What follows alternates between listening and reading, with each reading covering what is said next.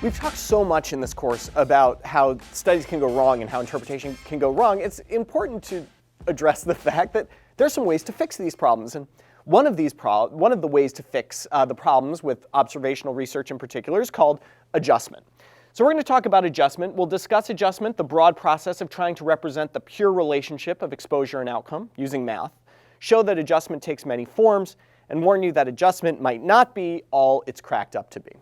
To start us off, I'm going to tell you about a young researcher who made a somewhat startling observation. A rather oblivious young researcher is out on a lovely spring day and makes a startling observation. People drinking rosé seem to be shorter than those drinking other beverages. How odd, he thinks. But like any good researcher, he wants to back up his observation with hard numbers. His hypothesis: drinking rosé leads to shrinkage. So he sets himself in a local bar, meticulously recording two variables: the height of each individual and whether or not they are drinking rosé. After hundreds of observations, he performs a statistical test, and sure enough, those who drink rosé are shorter. P-value, 0.004. Really interesting observation, isn't it? But is it true? So what was really going on here? We want to assess the relationship between drinking rosé and being short, and your height. So let's represent this with a causal diagram. We have rosé, our exposure, linked to our outcome, which is shortness. And I've made this a dashed arrow because secretly in here, there's no real link here. Rosé does not cause you to shrink. And I'm sure you have some hypotheses as to why the data looked the way the data looked.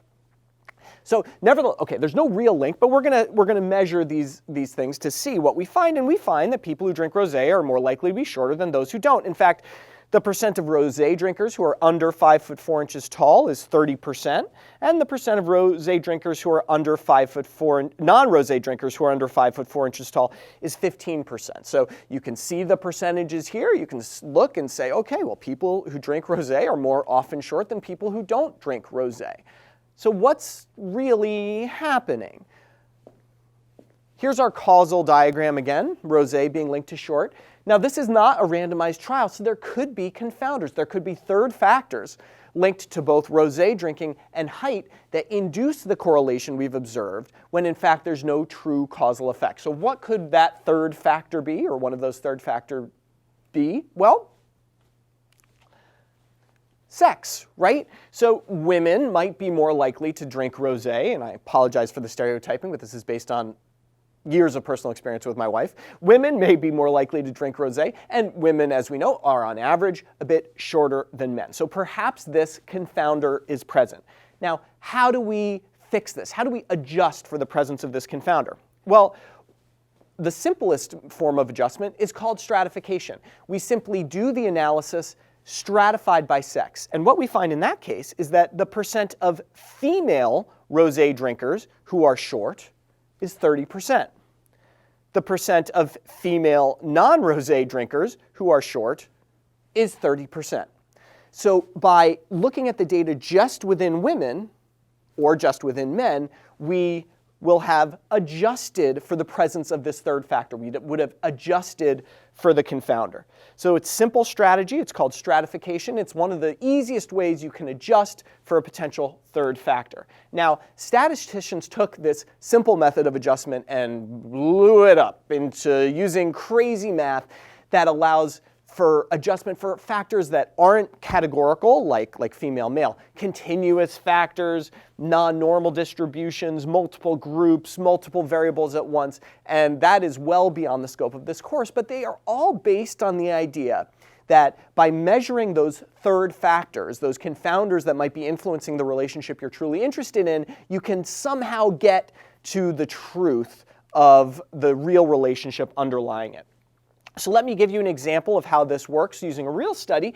This was a study appearing in the New England Journal in 2016, looking at fresh fruit consumption and major cardiovascular disease in China. So it was a huge study looking at people all over China, and it asked them how much fruit they ate, fresh fruit they ate, and it followed them for a long period of time to see if they developed heart attacks and strokes, other forms of cardiovascular disease. And you won't be surprised to hear that the people who ate more fresh fruit were less likely to have heart attacks and strokes and all manner of crazy things. Now, you've been through this course.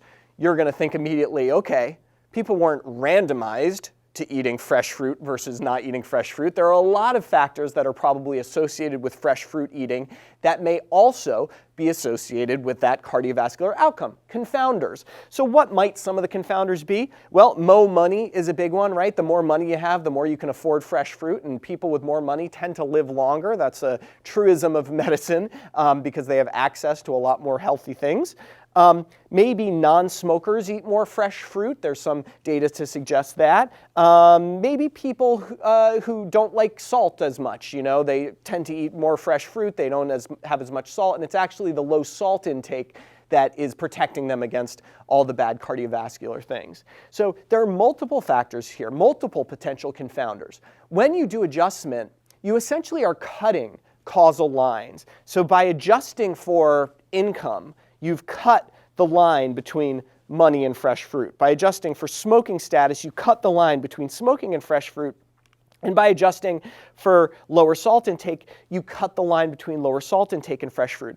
Now, in this paradigm, all that's left is the link between fresh fruit and longer life. And you can, in fact, sequentially adjust for things and sort of watch the relationship get smaller, the observed relationship get smaller and smaller and smaller as you account for all of the potential confounders. And oftentimes you'll find that there's no residual effect left, that all of the initial observation that said that fresh fruit was protective is really driven by other things. That wasn't the case in this study. It still looked, after they adjusted for a number of things, that fresh fruit still helped a bit, but not nearly as much as an unadjusted analysis would suggest. So that's an example of something called multivariable adjustment, when the researchers are adjusting for multiple factors at the same time. Now, you don't need to know how this works. The math is a bit complicated. Your job is to determine what is the dependent variable, and the hint here is usually your outcome, right, like cardiovascular disease, and what is the independent variable, and usually that's the exposure of interest, like fresh fruit. And then you want to determine what are the additional covariates. Those are all those things like smoking status and income and where you live and how close you are to a supermarket or any other thing that you think might be a potential confounder. If you can identify that went on during a multivariable adjustment, you've got it figured out. The best possible interpretation of a multivariable adjustment, or a multivariable regression, it's sometimes called, is as follows. You would say, accounting for the differences in the list of covariates that you adjusted for, the relationship between the independent variable and the dependent variable is X. So going back to our Rosé example, we would say, accounting for sex, the relationship between Rosé and height is 0. So that's what you're telling your audience. That's how a researcher should present it to you. So they're not saying there's no relationship between rosé drinking and height. Of course there is. We observed it. We had the data. You have to say, after accounting for sex, there was no relationship. Or sometimes they say, after adjusting for sex, there was no relationship. So keep an eye out for that type of language. Now, adjustment is not a panacea, so I want to talk to you about some of the limitations. So most models that you'll see in the medical literature, multivariable adjustment models, and just so you know the terms, often they're called regressions, like logistic regressions or linear regressions. That's just a fancy term for multivariable adjustment. Most of those treat all those covariates in a linear fashion. So for example, they say, if we're adjusting for income, then we're going to assume that the more income you make, the less likely you are to die. And if you make twice as much income, you're two times less likely to die. And if you make 10 times more income, you're 10 times less likely to die, and so on and so forth. There's a linear relationship. Not all models do this, but the vast majority do. That actually works pretty well, believe it or not, but you might imagine that there are certain threshold effects, right, where beyond a certain point, it doesn't matter how much money you make, you're gonna be okay. And different variables, you have to think about if they have sort of a different shape. And there's some things that actually might be harmful if they're too high or too low. Body weight is a good example, where People who are very obese, have very high body mass index, might do poorly overall, but also people who are extremely skinny or sort of wasted might do poorly overall too. So modeling things linearly can sometimes lead to messing up the adjustment. You have to think about that. The other things to think about, if you adjust for something that's poorly measured, you're not really adjusting for it. So income is often something that is not measured very well. First of all, people don't like telling you their income. So oftentimes researchers will ask, in what is the range of your income? Do you make between $0 and $20,000 a year? Do you make between 20 and 40, and so on and so forth? So it's not measured perfectly, which means you can't adjust for it perfectly. Some researchers don't even ask about income. They just take your zip code and they assign you the median income of the zip code you live in. So now think of the zip code you live in and think of kind of the richest person in that zip code and the poorest person in that zip code. They would both be analyzed in the same way in terms of income. So if you haven't measured your confounder well, you can't adjust for it well.